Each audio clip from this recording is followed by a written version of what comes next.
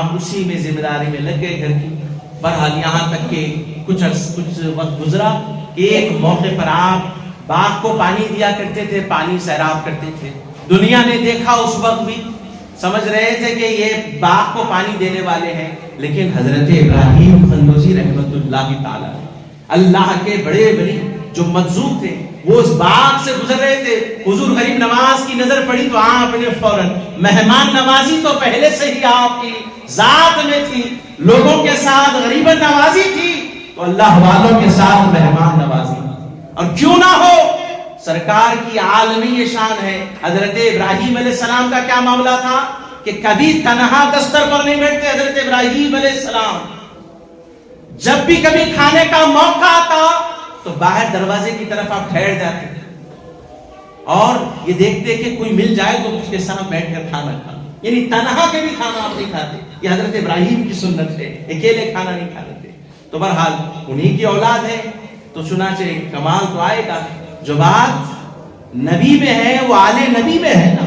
چنانچہ حضور غریب نواز نے جیسے ہی ابراہیم قندوزی کو دعوت دی کہ حضرت آپ جو ہے میرے باغ میں تشریف لائیں, اور جیسے ہی حضرت ابراہیم قندوزی اندر باغ میں آئے, انہیں درخت کے سائے میں بٹھایا اور فوراً تازے تازے انگور توڑ کر حضرت کی بارگاہ میں پیش کیا. حضرت نے لیا, انگور کھائے. کھاتے کھاتے معین الدین کی پیشانی میں دیکھا, جن کے بارے میں تاریخ میں علماء کرام نے اللہ والوں نے لکھا ہے کہ آپ کی پیشانی جو تھی بچپن ہی سے ایک نور آپ کی پیشانی میں چمکتا تھا. چنانچہ گویا ابراہیم قندوزی نے اسی نور سے دیکھ لیا کہ آگے چل کر یہ جو بچہ آج باغ کو پانی دے رہا ہے, وقت آئے گا کہ اسلام کی باغبانی کرنے والا ہوگا.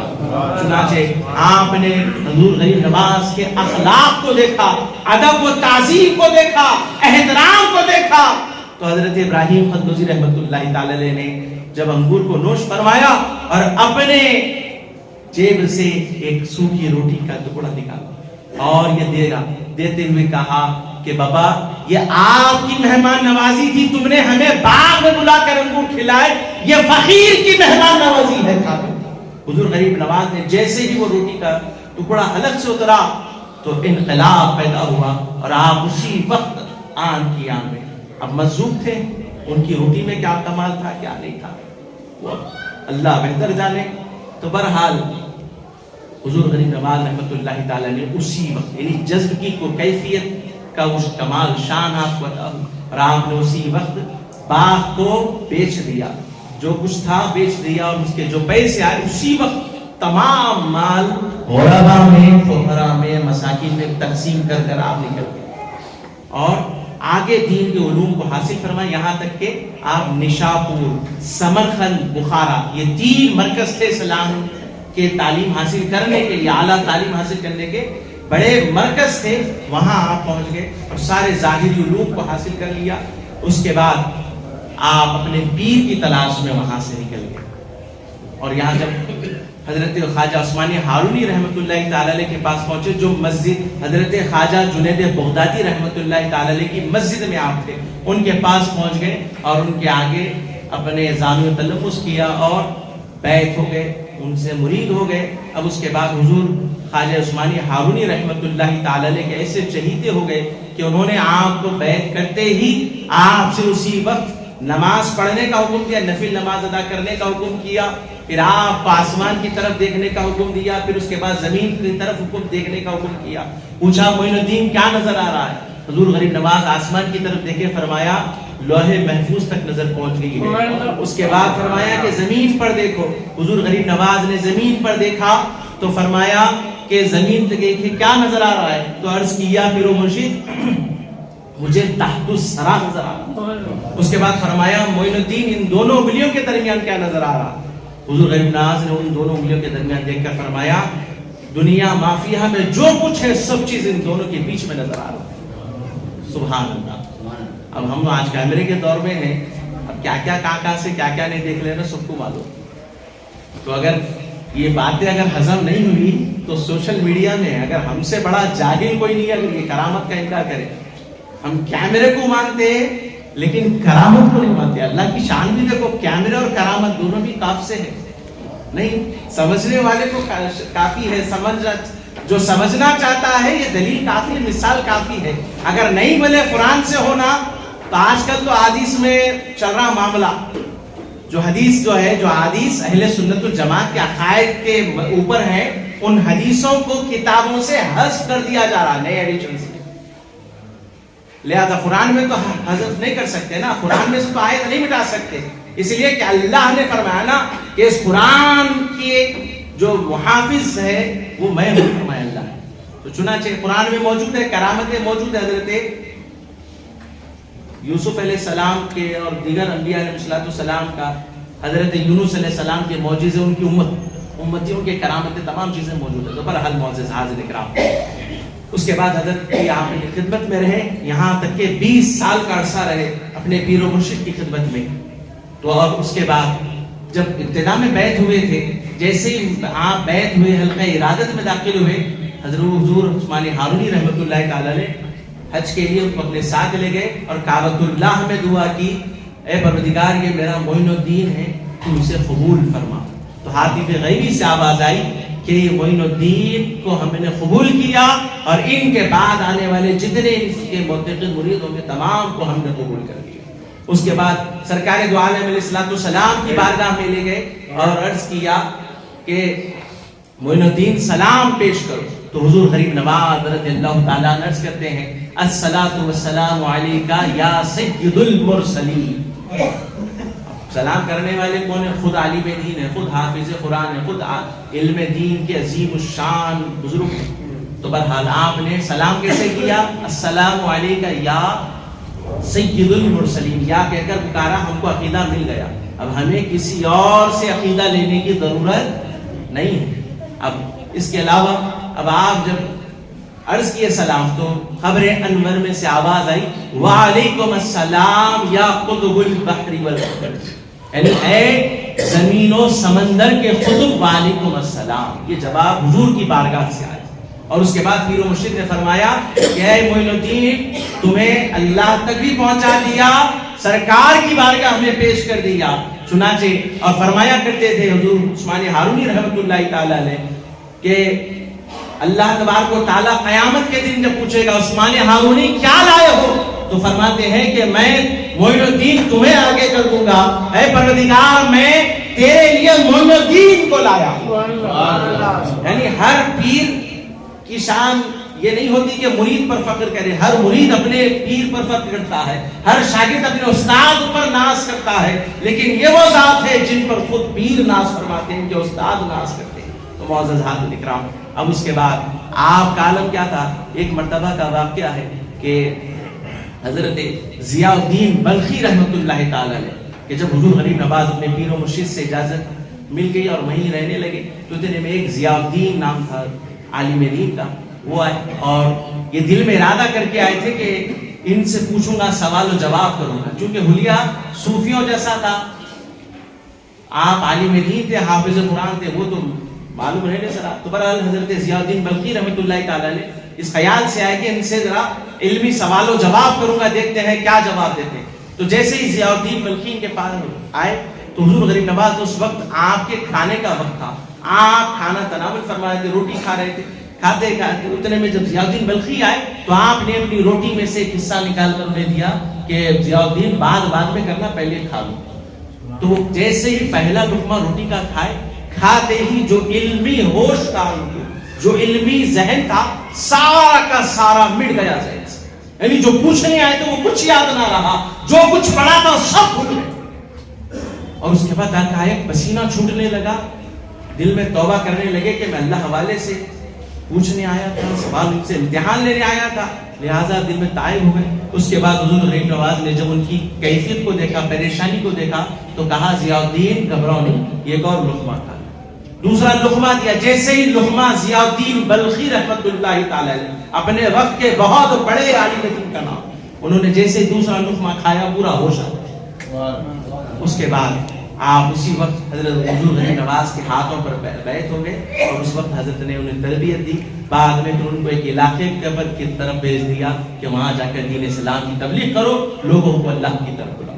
پھر اس کے علاوہ اور بھی کئی واقعات موجود ہیں. تو معزز حاضرین اکرام، حضور غریب نواز کی ذات مبارکہ یہ ہے کہ آپ کو اللہ تبارک و تعالیٰ نے یہ شان اور یہ عظمت عطا فرمائی کہ آپ رحمت اللہ تعالیٰ علیہ سے صرف عوام ہی نہیں بلکہ اس وقت کے بڑے بڑے علماء بھی آپ سے اپنے مسائل کو حل کرانے کے لیے تشریف لائے. یعنی بڑے بڑے علماء کے مسائل جب آ جاتے، پریشانی کو سوال و جواب کی مسئلہ درپیش ہوتا تو حضور غریب نواز کی بارگاہ میں آتے. ان میں سے ایک بزرگ ہے، ایک عالم دین ہے جن کا نام حضرت شیخ فیض الدین رحمۃ اللہ علیہ. یہ حضور غریب نواز کی مجلس میں آ جایا کرتے. تو ایک مرتبہ جب ان کے پاس آئے تو سوال لکھ کر لایا تھا، پرچی پر سوال لکھ کر لایا تھا کہ یہ پوچھوں. اچھی نیت کے ساتھ آئے تھے. تو بہرحال پہلے سے ہی حضور غریب نواز کے چاہنے والے تھے، تو لیکن مجمع کثیر ہونے کی وجہ سے ان تک نہیں پہنچ سکے، لہٰذا وہیں بیٹھے رہے. جب تمام لوگ ملاقات کر کے جانے لگے اور فیض الدین رحمۃ اللہ تعالی علیہ قریب آئے تو حضور غریب نواز نے ایک پرچی بازو سے اٹھائی اور یہ دیکھ کر فرمایا، فیض الدین تمہارے جو سوال ہے میں نے جان لی کہ سوالوں کے جواب ہے لکھ کر. اب یہ کیا تھا؟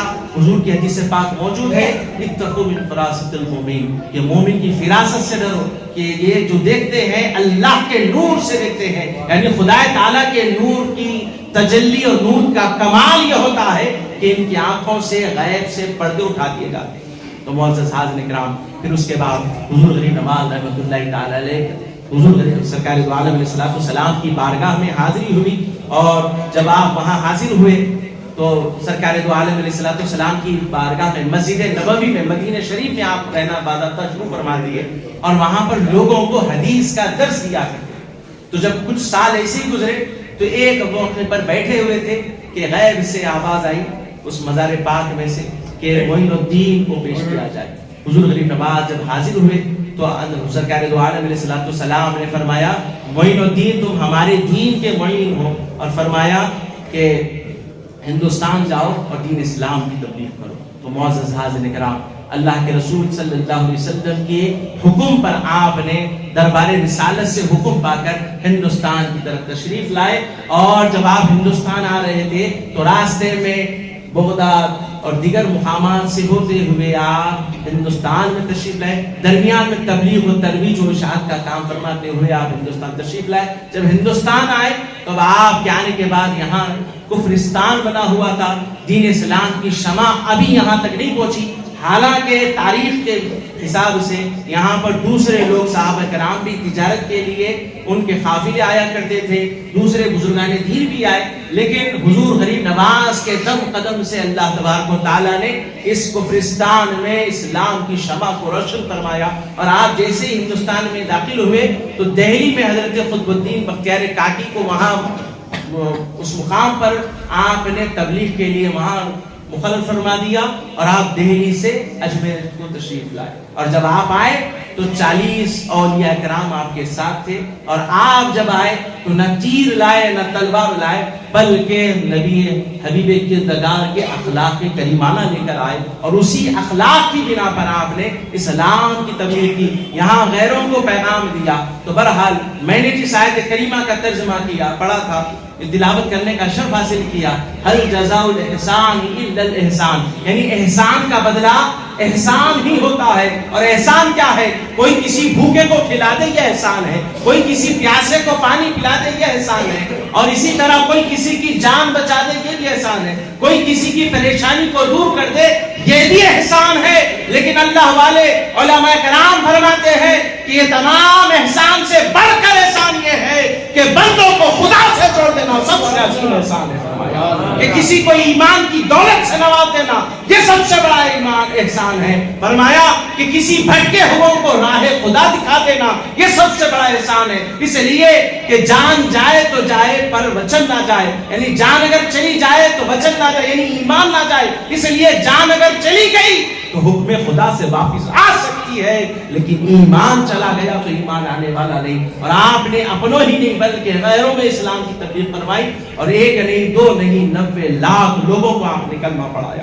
یہ احسان ہے، یاد رکھ لو آپ. معزز حاضرین اکرام، جو باتیں میں نے آپ سے عرض کی یہ کوئی کسی جذبات میں نہیں بلکہ یہ تاریخ میں کتب میں لکھی ہوئی ہے، بزرگان دین اس وقت کے علماء کرام نے لکھی ہے، بلکہ حضرت عبدالحق شیخ محقق رحمت اللہ تعالی جن کی شخصیت کو ہر کوئی مانتا ہے، جن کی بات کو مانتا ہے نا، بڑے محقق ہیں. آپ فرماتے اپنی کتاب میں لکھتے ہیں کہ جب لوگوں نے حضور غریب نواز کو ستانا شروع کیا، ماننے والوں نے مانا، نہیں ماننے والے نہیں مانے، تو اس موقع پر ہوا یہ کہ ایک مرید کو آپ کے پرتھوی راج کے لوگوں نے ستایا تھا، ایک مرید کو، تو اس نے آ کر حضور غریب نواز سے شکایت کی، تو آپ نے اس وقت جو جملہ کہا حضرت شیخ محقق نے اپنی کتاب میں وہ لکھا، فرماتے ہیں کہ پتھورو را زندہ گرفتے بدادے لشکر اسلام کہا۔ یہ کس کے الفاظ ہے؟ حضور غریب نواز کے۔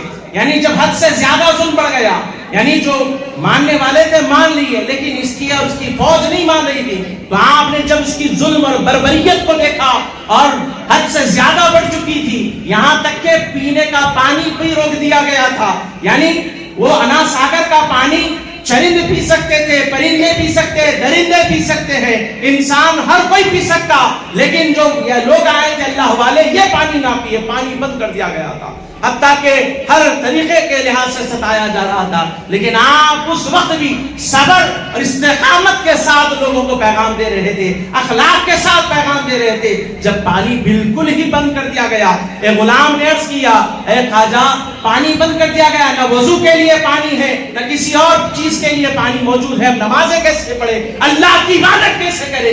تو آپ نے اسی وقت دیکھا کہ اب خدا کی عبادت میں رکاوٹ آ رہی ہے، آپ نے فوراً اپنے مرید کو کہا کہ جاؤ یہ کاسا اور کہنا ہے پانی نا ساگر تجھے خواجہ بلا دے۔ تو جیسے ہی انہوں نے کہا تو سارا انا ساگر کوزے میں سما گیا۔ معزز حاضرین اکرام، یہ کرامت ہے، جیسے ہی اس غلام نے، ان کے مرید نے کہا، سارا انا ساگر کا پانی کوزے میں سما گیا اور وہ کوزہ لے کر حضور غریب نواز کی بارگاہ میں آ گئے۔ اب یہ پانی جو کوزے میں انا ساگر تھا سب پی بھی رہے ہیں، اس میں استعمال کر رہے ہیں، وضو کر رہے ہیں، سب چیز ہو رہا ہے، اور یہ سارا شہر پریشان ہے۔ بہرحال پورا شہر آپ کی بارگاہ میں آیا، کہنے لگا کہ آپ تو فقیر ہیں، آپ تو اللہ والے ہیں، آپ تو جو ہے لوگوں کے ساتھ اچھا کام کرتے ہیں، یہ پانی روک کر ایسا ہمارے ساتھ کیوں کر رہے ہیں؟ پانی واپس سے ویسا ہی کر دیجئے، آپ بھی استعمال کریں، ہم بھی کرتے ہیں۔ چنانچہ جب لوگوں نے آپ سے درخواست کی تو آپ نے فرمایا جاؤ یہ ناساگر کا پانی واپس اسی تالاب میں ڈال دو۔ جیسے ہی ڈال دیا گیا پھر سے وہ انا ساگر پھر سے جاری ہو گیا۔ تو معزز حاضرین اکرام، جب یہ ظلم ستم ایک طرح سے ستانے لگے، یہاں تک کہ آپ کے مرید کو ستایا گیا، تو آپ نے الفاظ کہے کہ پرتھوی راج ہم نے تمہیں زندہ لشکر اسلام سے گرفتار کروا دیا، یہ بولنا تھا۔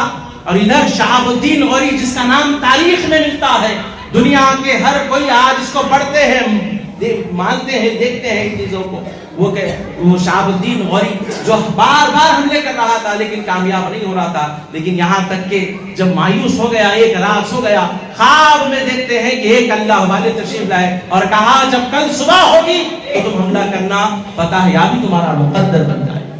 چنانچہ شہاب الدین غوری نے فتح کیا، اور اس کے بعد جب صبح ہوئی دہلی فتح کیا، اس کے بعد جب صبح ہوئی لوگوں سے پوچھا کہ یہ کون ہے، کہاں رہتے ہیں، کیا ہے، جب لوگوں کو جو خواب میں حلیہ دیکھا تھا اس کے متعلق سوال کرنے لگا تو لوگوں نے حضور غریب نواز کا پتہ دیا۔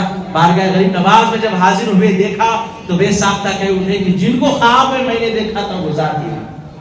چنانچہ ان کے مرید و منتقد ہو گئے اور اللہ نے سلطنت ہندوستان کے عطا فرمائی۔ تو دنیا والے مانے نہ مانے، لیکن آج تو سکہ تو خواجہ کا چلتا ہے، صبح قیامت چلے گا، اس لیے کہ ہندوستان کی ولایت کسی دنیا والے نے نہیں، تو دنیا بنانے والے خدا نے عطا کی ہے۔ آپ کو یہ مقام عطا کیا ہے کہ جس کو بھی ہندوستان میں رہنا ہے حضور خواجہ غریب نواز سے محبت و عقیدت ضروری ہے۔ تو معزز حاضرین کرام، آپ کی اخلاق اور آپ کی محبت ہی کی بدولت آج یہ اس مقام پر جو ہے اسلام پھیلا ہے، یہ آپ کی قدموں کی برکت ہے کہ آج جو مسجدوں سے حی علی الصلاح حی علی الفلاح کی صدائیں بلند ہوتی ہے، یہ سارا کا سارا آپ کا کارنامہ ہے، آپ کا فیضان ہے۔ تو معزز حاضرین کرام، ان کی باتیں سننا یہ وجہ اس لیے ہے کہ ہم اس احسان محسن کا تذکرہ کریں جس نے ہم پر احسان کیا۔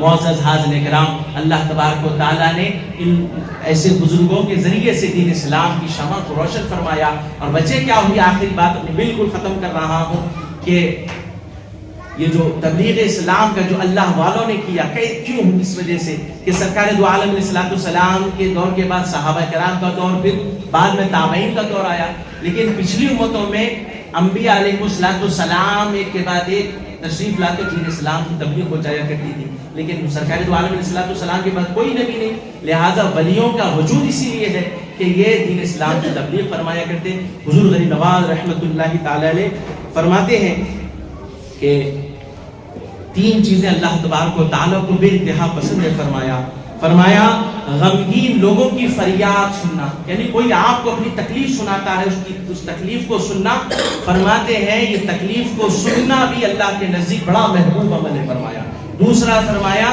کسی مسکین کو جو ہے مدد کرنا، فرمایا دوسرا ہے بڑا عمل ہے جو محبوب ہے اللہ کو۔ تیسرا فرمایا کسی بھوکے کو کھانا کھلانا، یہ اللہ کے نزدیک بہت پسندیدہ عمل ہے۔ اور فرمایا کہ جو بندہ بھوکے کو کھانا کھلاتا ہے، اللہ تبارک و تعالیٰ اس کے اور جہنم کے درمیان 1000 پردے حائل فرما دیتا ہے، یعنی دوزخ میں جانے کے جو راستے ہیں ان راستوں پر پردہ حائل فرما دیتا ہے جو بھوکوں کو کھلاتا ہے۔ حضور غریب نواز رحمۃ اللہ تعالی علیہ فرماتے ہیں دریا کی طرح سخاوت ہونی چاہیے۔ فرمایا کہ بندے مومن وہ ہے جو دریا کے جیسی سخاوت کرے، یعنی اس کی سخاوت ایسی ہو، یعنی دریا پہ جو بھی آتا ہے، چرندہ بھی آتا ہے پانی پیتا ہے، پرندہ بھی آتا ہے پانی پیتا ہے، درندہ بھی آتا ہے پانی پیتا ہے، دریا یہ نہیں کہتا کہ تو پانی نہ پی، تو پانی نہ پی۔ فرمایا اسی طرح بندے مومن کو بھی ہونا چاہیے۔ دوسرا فرمایا سورج جیسی شفقت ہونی چاہیے، یعنی سورج کی روشنی جب کسی پہ پڑتی ہے تو پھر وہ سورج فرق نہیں کرتا، جانور پر، پرندوں پر، درندوں پر، ہر ایک پر سورج کی روشنی برابر پڑتی ہے۔ فرمایا اس کی طرح فرماتے ہیں کہ تیسری چیز یہ کہ زمین کی طرف تواضع ان کے ساری ہونی چاہیے۔ زمین پر جب کوئی چلتا ہے، اللہ کو ماننے والا، نہ ماننے والا، جانور ہو، چرند ہو، پرند ہو، درندہ ہو، جب یہ چلتے ہیں تو زمین کسی کے لیے راستہ نہیں روکتی کہ تو مجھ پہ مت چل، یعنی زمین ہر ایک کے لیے کشادہ ہے۔ فرمایا بندے مومن کا دل بھی ایسے کشادہ ہونا چاہیے۔ تو معزز حاضرین کرام، ان باتوں سے پتہ یہ چلتا ہے کہ ہم آپسی تعلقات، محبت و بھائی چارگی کو اس پر عمل کریں اور آپس میں محبت و الفت کو عام کریں اور نفرتوں کو، حسد کو، کینہ کپٹ کو ختم کریں اور اپنے معاشرے میں، محلے میں، ہر جگہ اللہ اس کے رسول کی محبت کا پیغام دیتے رہے، امن و سلامتی کا پیغام دیتے رہے۔ پروردگار تعالیٰ سے دعا ہے کہ ہم تمام کی دعاؤں پر التجاؤں کو قبول عطا فرمائے۔ پروردگار تعالیٰ ہم تمام کے حال پر رحم و کرم فرمائے، اللہ والوں سے سچی محبت الفت نصیب فرمائے۔ وعلیکم السلام الحمدللہ۔